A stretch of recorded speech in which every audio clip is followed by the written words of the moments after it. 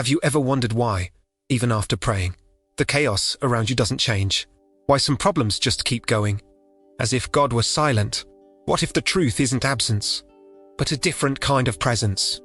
In this video, you'll understand God doesn't always remove the chaos, and what He is actually doing while everything feels out of control.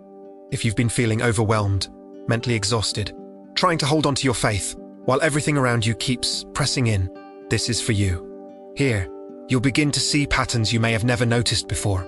Moments when God doesn't stop the storm, but sustains you through it. And when you understand this, something shifts. Your anxiety starts to ease, your perception adjusts, and you stop interpreting silence as abandonment. So let me ask you, how many times have you expected God to act in a specific way and felt frustrated when it didn't happen? What if, even now, you're not being ignored, but carried? Stay with me until the end, because what you're about to realize today can completely change the way you see everything you're going through. Before we continue, something important. This video was created with the help of artificial intelligence tools, not to replace truth, but to organize, deepen, and bring clarity to what we often feel but struggle to put into words. And maybe that alone is part of what you need today, not more information, but understanding. There is something happening inside you that isn't always obvious, but is shaping the way you experience all of this. It's not just the chaos around you that's wearing you down. It's the silent expectation you carry about how God should act. And as long as that expectation remains, operating in the background of your mind, anything that doesn't match it creates frustration, because deep down, there's an automatic thought you may have never questioned. If God is with me, this should get better. If He is listening, this should stop. If He cares, this should change. And when none of that happens, in the time or way you expected, a conclusion starts forming. Even if you never say it out loud, you begin to feel like something isn't right. Not necessarily with God, but with the situation. And little by little, that turns into exhaustion, because you're still trying to hold on to your faith, while carrying a constant sense that something should be different. And that internal tension between what you believe and what you're living starts to weigh you down. The problem is, this expectation didn't come out of nowhere. It was built. Over time, you were conditioned to associate God's presence with immediate relief, as if the sign that He is working is the absence of pressure, as if faith is confirmed when everything quickly falls into place around you. But that creates a fragile foundation, because when reality doesn't match that model, your mind doesn't know where to place what's happening. And instead of adjusting your perception, you try to hold on to the expectation. And that creates a constant internal conflict. You keep believing, but you quietly start wondering why nothing changes. And maybe the question you haven't asked yet is exactly the one you need to ask now. What if the problem isn't your faith, but the way you expect God to act? Because Isaiah 55:8 makes this clear.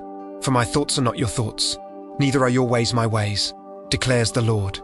This isn't just a statement. It's a complete repositioning. It means that the way you expect God to intervene may have nothing to do with how He actually works. And as long as you measure His presence by the level of comfort around you, you will interpret any difficulty as distance, even when He is actively present. That's why many people aren't losing their faith. They are becoming frustrated with God, not because He isn't doing anything, but because He isn't doing it the way they imagined. And that gap between expectation and reality is what creates the feeling of silence. And the more you try to force that expectation to fit reality, the more exhausted you become. Because you're not just dealing with the external problem, you're also trying to resolve an internal conflict at the same time. And that drains your energy, wears down your mind, and weakens your perception. But when you begin to question that foundation, something shifts. You stop demanding that God act your way, and you begin to open yourself to understand how He actually works. And that doesn't immediately remove the chaos, but it completely changes how you live within it. And that shift, as subtle as it may seem, is the beginning of something much deeper.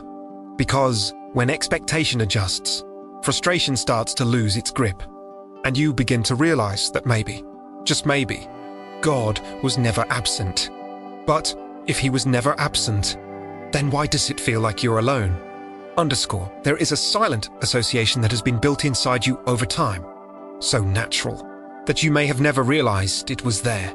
The idea that God's presence means peace, that if he is truly with you, things should be under control, and when that doesn't happen, something inside you starts to question, because the logic feels simple. If God is present, why is this still hard? If he sees, why doesn't it change? And without realizing it, you begin to measure his presence by the circumstances around you, by your level of comfort, by the absence of pressure, by external stability. But that is the foundation of the lie. God's presence was never defined by the absence of problems. And the issue isn't thinking this way. It's living guided by that perception without realizing it's distorted, because it creates an automatic, silent, and dangerous conclusion. If it's hard, God isn't here. And that conclusion, even if unspoken, starts shaping your experience. You keep praying. You keep trying. But something begins to pide you away because you've lost your faith. But because you lack understanding. Because you're looking for signs of presence in places where they were never promised. And this is where truth begins to reorganize everything. In Matthew 28-20, Jesus said clearly, "And surely I am with you always, to the very end of the age." Notice, there is no condition. He didn't say when things are good. He didn't say when you feel it. He said always. That means God's present constant, even when it isn't perceptible. And maybe this is one of the hardest things to accept, because you were trained to trust what you feel. And when the environment is heavy, when your mind is overwhelmed, when everything feels unstable, the absence of feeling becomes, automatically, the absence of God. But feeling is not a reference. Emotion is not spiritual confirmation. And as long as you use it as your foundation, you will live in cycles. Moments of peace, when everything feels light. And moments of doubt, when everything tightens. Not because God changed, but because your perception fluctuates. And that explains why, in many moments, you feel alone, even while having faith. It's not lack of presence. It's lack of aligned perception, because God does not withdraw in chaos. He simply stops being perceived the way you expected. And that creates a void that isn't real, but feels real. And the more you try to fill that void with quick answers, the more confused you become, because you start searching for signs, interpreting everything, trying to understand every detail. And that only increases the noise inside your mind. And in the middle of all that, the simplicity of his constant presence gets lost. But when you understand that God's presence does not depend on the situation, something inside you begins to stabilize. Because you stop looking for external evidence and start grounding yourself in an internal truth. He is here, even if you don't feel it, even if you don't see it, even if nothing has changed yet. And that shift in foundation changes everything, because you stop reacting to the environment and start positioning yourself from truth, not from emotion, not from circumstances, but from what has been said. And that begins to create a stability that doesn't depend on what's happening around you. But this still doesn't answer a question that remains inside you. If he is present, why does it feel like everything is falling out of control? There comes a moment when everything starts to feel unstable, as if you're losing control of your own life. Things don't fit together. Decisions become harder. Your mind won't stop, and it feels like everything is slipping through your hands. And the hardest part is that you don't even know exactly where it started. Because when that feeling shows up, it doesn't come alone. It comes with insecurity, with doubt, with a constant weight you carry throughout the day. And the more you try to organize everything, the more it feels like something inside you is still out of place, as if there were an invisible layer you just can't access. But here is the point that changes how you see all of this. That feeling doesn't necessarily mean you're losing control.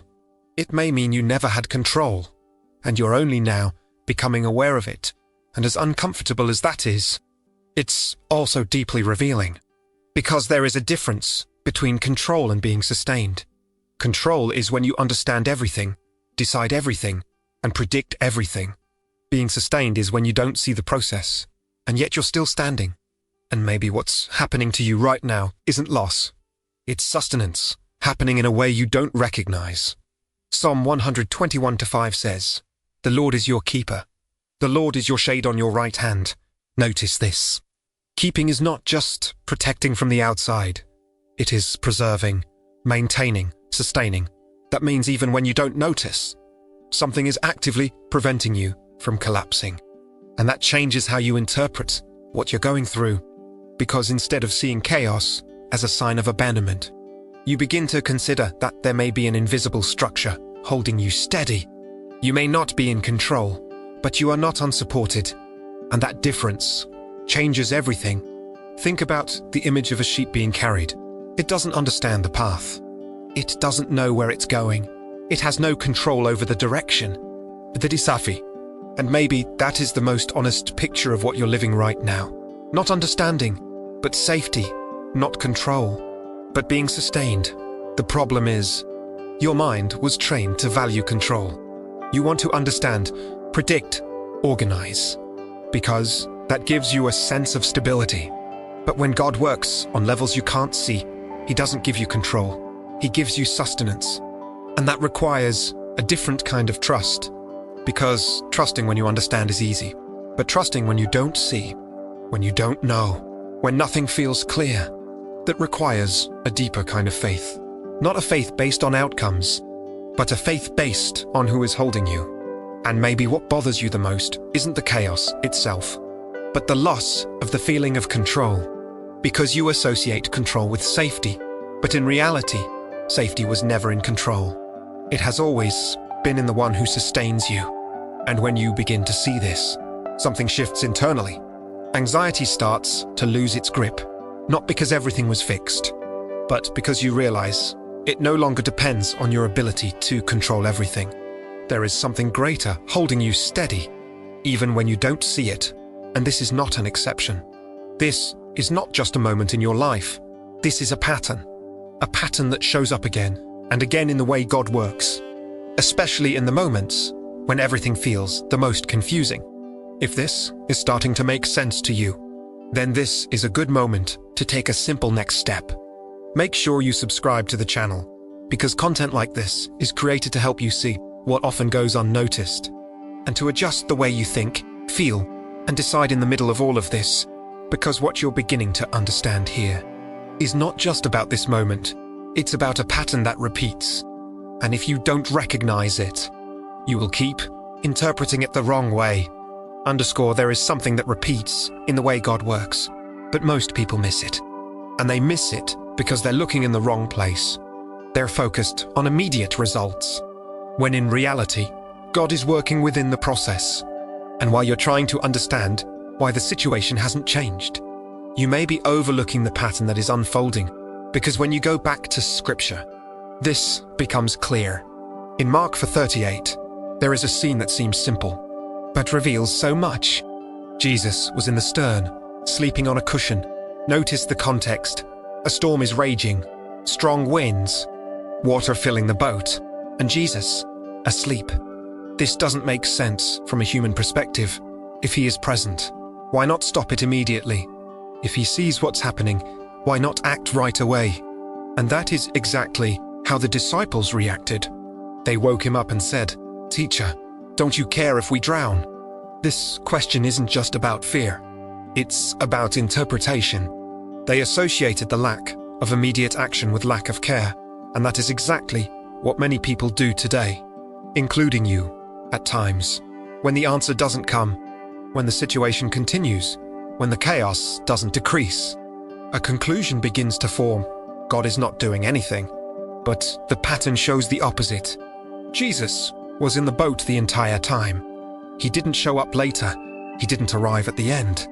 He was there throughout the whole process. The issue was not absence. It was perception. They were seeing the storm, but not recognizing the presence correctly. And this is not an isolated case. This pattern appears again and again. David was anointed as king, but spent years being pursued before taking the throne. Israel was delivered, but crossed a desert before reaching the promise.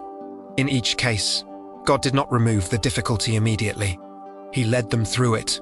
This reveals something important. God's pattern is not immediate comfort. It is purposeful guidance. He doesn't always respond by removing the problem.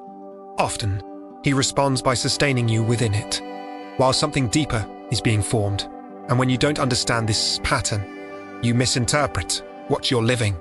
You look at the difficulty and assume something went wrong, when in reality, it may be the exact environment where God is working most intensely, not on the surface, but in layers you still cannot see, that changes the way you read your own life. Because you stop asking why hasn't this changed yet, and start asking what is being formed here that I haven't seen yet. And that shift in question changes your experience inside the process. Because when you understand the pattern, you don't panic at repetition. You recognize it. You realize you've seen this before, not necessarily in your own life, but in the way God works. And that creates a different kind of stability, not based on control, but on understanding. And that stability allows you to move through difficult moments with more clarity, not because they stopped being difficult, but because you stopped interpreting them as abandonment. You begin to see purpose where you once saw confusion. But that leads to an even deeper question. If this pattern is happening right now, then what exactly is God doing in you? While all of this is unfolding, there is a part of the process that almost no one sees. And maybe that's why it's the hardest to accept. Because while you are focused on what's happening around you, God is working on something inside you. And because that isn't visible, it is often ignored. You feel the pressure, the exhaustion, the overload of thoughts, the difficulty of staying clear. And all of this feels like wear and tear, like something negative, something that needs to end as quickly as possible. But what if this isn't just exhaustion, but an adjustment process happening on deeper levels? Because God doesn't work only by fixing external situations. He works by adjusting perception, direction, and maturity. And those three things are almost always developed in environments of pressure, not because God needs the difficulty, but because it's in that environment that certain internal structures become visible. Romans 8:28 says, "And we know that in all things God works for the good of those who love him." That doesn't mean everything is good. It means everything is being used.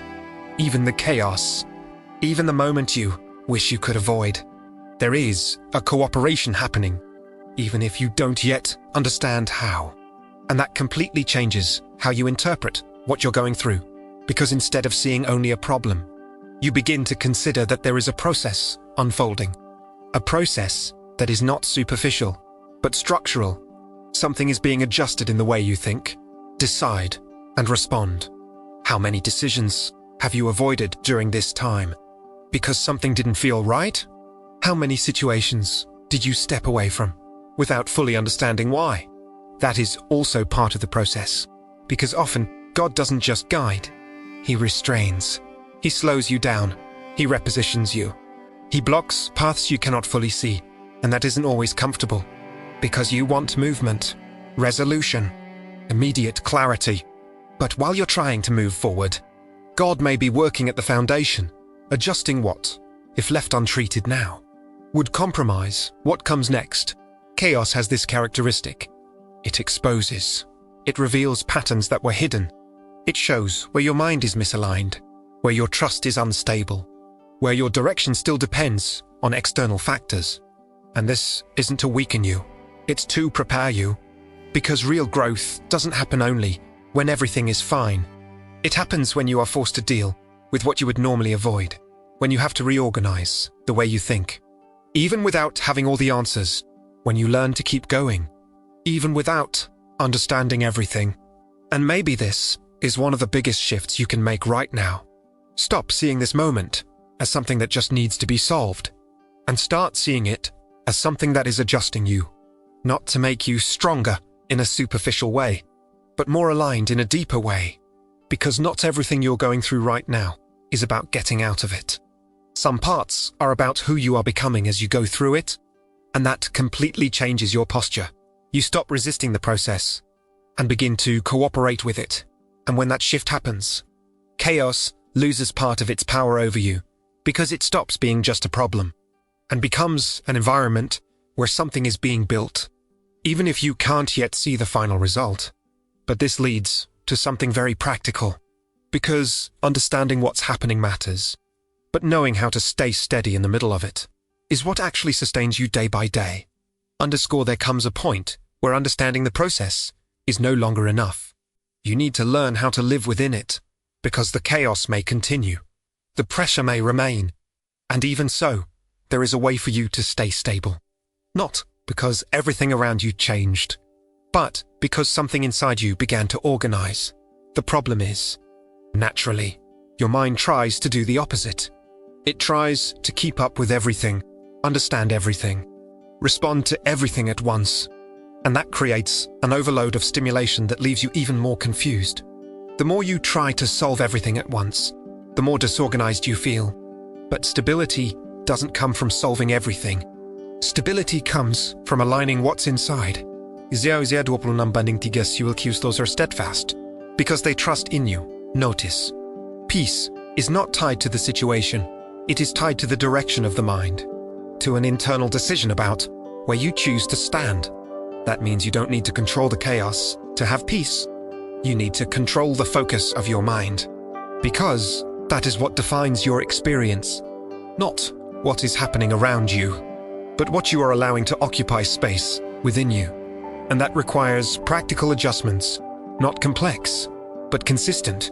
The first is reducing noise, limiting the amount of information, stimuli, and opinions you consume, because the more voices you listen to, the harder it becomes to recognize direction.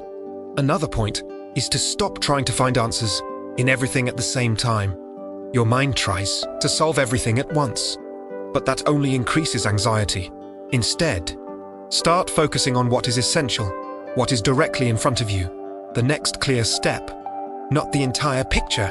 This also involves an important shift, moving from emotional interpretation to conscious direction.